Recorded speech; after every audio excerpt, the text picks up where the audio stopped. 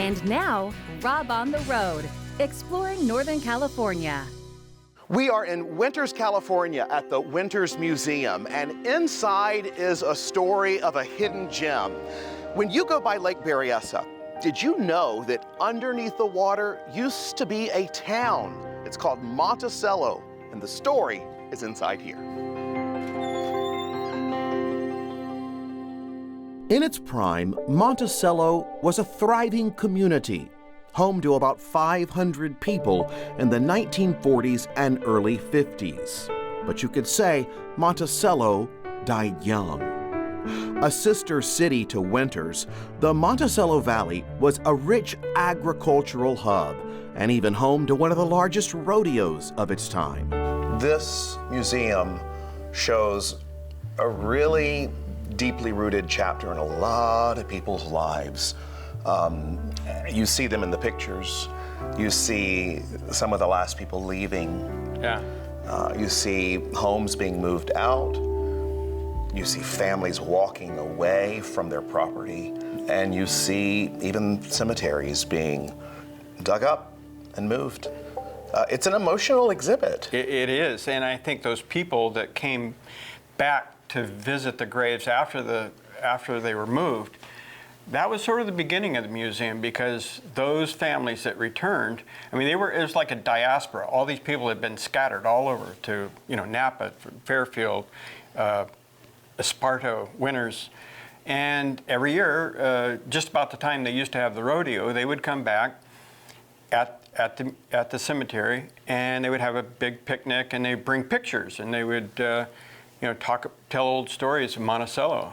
Those stories live on thanks to Remembering Monticello, a display of memories from days gone by inside Winters Museum.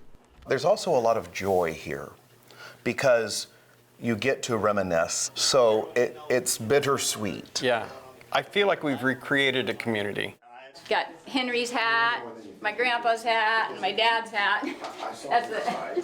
They're kind of like the storytellers for me growing up.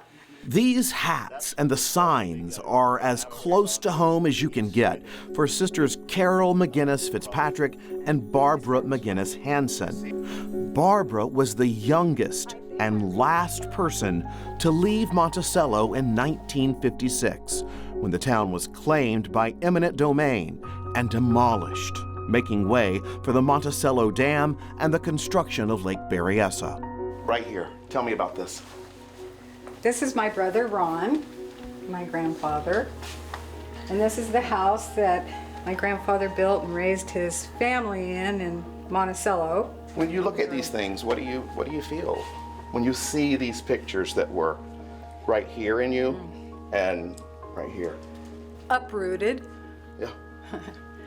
Sadness. Is it emotional? Oh, very, yes. Because I still see, when you talk about it, I still see the tears in your eyes. I see water. Yeah.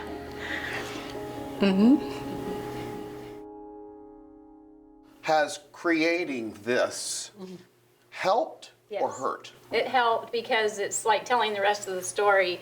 Is when everybody left, all the relatives and friends, they all had to go and move everywhere else, and now that people are coming back in, we're finding new relatives and stories that are put together now.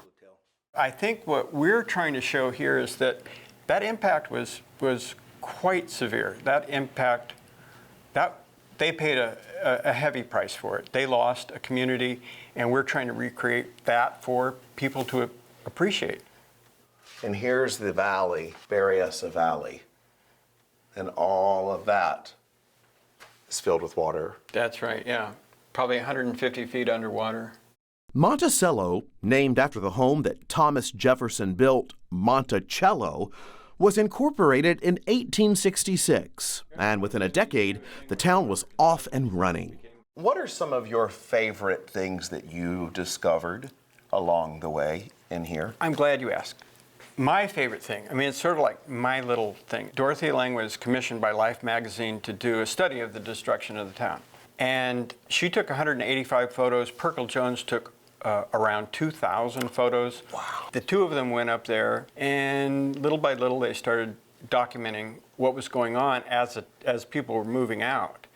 And so they did a very professional, very dramatic group of photographs that are compelling, they're dramatic, they're obviously because the people at that time understood what was going on. Life magazine never published the images. Many of these powerful pictures seen here have never been printed before.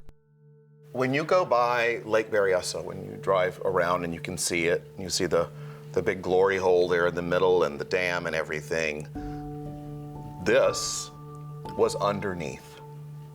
The valley was underneath. Well, it's an untold story that most people who do drive by have no clue. What is the main thing you want those people to know?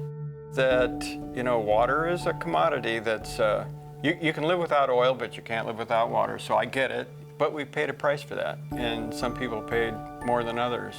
I think they should recognize that, and they should remember Monticello.